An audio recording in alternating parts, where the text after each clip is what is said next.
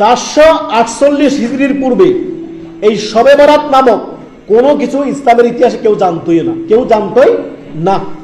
এক কথাতে বললাম যে শবে বরাত ফার্সি শব্দ, এটা পারস্য দেশ থেকে ভাড়া করা একটা ইবাদত বন্দিগি আমল। তাও 448 হিজরি পর্যন্ত এই শবে বরাতের কোনো অস্তিত্ব ছিল না। না নবী সাল্লাল্লাহু আলাইহি সাল্লাম করেছেন, না আবু বকর সিদ্দিক করেছেন, না ওমর ইবনে খাত্তাব করেছেন, না উসমান ইবনে আফফান করেছেন, না আলী ইবনে আবি তালিব করেছেন, না কোনো 1,24,000 সাহাবায়ে কেরাম না কেউ করেছেন, না ইমাম আবু হানিফা করেছেন, না ইমাম শাফি, না ইমাম মালিক, না ইমাম আহমদ, কেউ করেননি। স্বর্ণযুগের তো কেউ নাই, সমস্ত সাহাবীদের কেউ করেননি, তাবিঈদের কেউ করেননি, তাবা তাবিঈদের কেউ করেননি এই ইবাদত। এই শবে বরাত যারা জানতেন না এমন কিছু আছে। হানাফি মাযহাবের সমস্ত ফিকহের কিতাবগুলো আপনি বের করেন, কোথায় শবে বরাত নামে কিছু আছে? কিছু পাবেন? কিচ্ছু পাবেন না। কিন্তু শবে বরাত তো আরবি শব্দই না। কোরআন হাদিসের শবে বরাত শব্দ এই অর্থে কোনো শব্দে আপনি পাবেন না। কোরআন হাদিসে কি আসছে?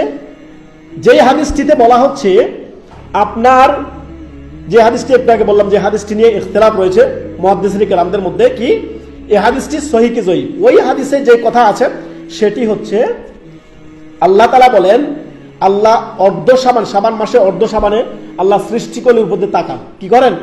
সৃষ্টিকুলের প্রতি তাকান, তাকিয়ে দেখেন আল্লাহ ওই সকল মানুষকে, সকল মুসলিমদেরকে ক্ষমা করে দেন, ইল্লাল মুশরিক ও মুশাহিন। এইখানে আমাদের কথা আছে। যদি হাদিসটি হাসান পর্যায়ে আপনি ধরে নেন, আল্লাহ তাআলা কি বললেন? যে শাবান মাসের অর্ধ শাবানে আল্লাহ তাআলা সকল সৃষ্টিকে আল্লাহ ক্ষমা করে দেন, ইল্লাল মুশরিক ও মুশাহিন। দুই ধরনের ব্যক্তি ছাড়া, ইল্লাল মুশরিক, যারা সকল প্রকার শিরক বিদআত থেকে বেঁচে আছে। সকল, এর মানে কি? বিদআতীরা বিদআত করতেছে, আবার বলতেছে দেখেন এই হাদিস তাদের উপরে ফিট। যে হাদিস যদি আপনি হাসান ধরে নিন, শেখ আলবানী রাহিমাহুল্লাহ হাদিসটিকে হাসান বলেছেন, অন্যান্য মুহাদ্দিসিন কেরাম জয়ীফ বলেছেন। যদি আমরা ধরেও নি হাদিসটি আমলযোগ্য, এই হাদিসে কোনো আমল সাব্যস্ত হয় না। কি সাব্যস্ত হয়? ইল্লাল মুশরিক ও মুশাহিন।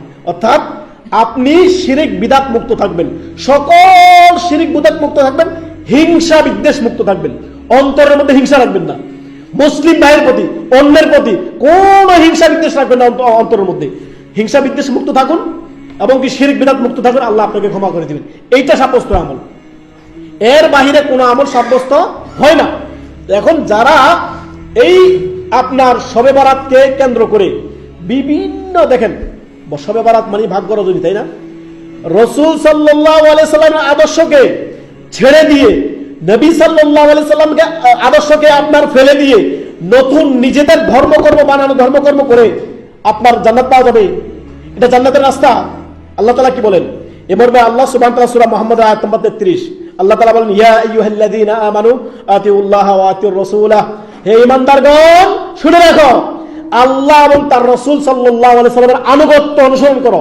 মা আতাকুমুর রাসূলু ফাখুযুহু ওয়া মা আনহাকুম আনহু ফান্তাহু, যা রাসূল দিয়েছেন তা গ্রহণ করে নাও, যা থেকে নিষেধ করলেন তা ছেড়ে দাও। অতএব শবে বরাতে যারা এই বিদআতি ধর্মকর্ম করছেন তাদেরকে আমরা উদারত আহ্বান করব, এই হাদিস আপনাদের উপরে ফিট। আল্লাহ বলেছেন ওই সকল সৃষ্টিকে আল্লাহ ক্ষমা করেন, ইল্লাল মুশরিক ও মুশাহিন। অর্থাৎ মুশরিক এবং শিরক বিদআতকারী এবং হিংসুটে ব্যক্তি, যার অন্তরে হিংসা আছে, হিংসা মুক্ত হন। শিরক বিদআত আছে, শিরক বিদআত ছাড়েন, আল্লাহ আপনাকে এমনিতে ক্ষমা করে, আপনি ঘুমিয়ে থাকলে আল্লাহ ক্ষমা করে দিবেন। খালাস হয়ে গেল তো, এখানে কোনো আমল সাব্যস্ত হয় না। ওই রাতে যে বিদআত গুলো হয়, আমরা একটু সামনে আসবো। আল্লাহ তাআলা কি বলেন? ইয়া আইয়ুহাল্লাযীনা আমানু আতিউল্লাহ ওয়া আতিউর রাসূলা ওয়া লা তুবতিলু আমালাকুম, হে ঈমানদারগণ শুনে রাখো, আল্লাহ এবং তার রাসূল সাল্লাল্লাহু আলাইহি ওয়াসাল্লামের আনুগত্য অনুসরণ করো, তোমাদের আমলগুলোকে বিনষ্ট করে দিও না, তোমাদের আমলগুলোকে ধূলিসাৎ করে দিও না, আমলকে বরবাদ করে দিও না। এই শিরক বিদআত করলে আমল বরবাদ হয়ে যায়। যতই আপনি চাকচিক্য দেখতে হালুয়া রুটি খাবেন,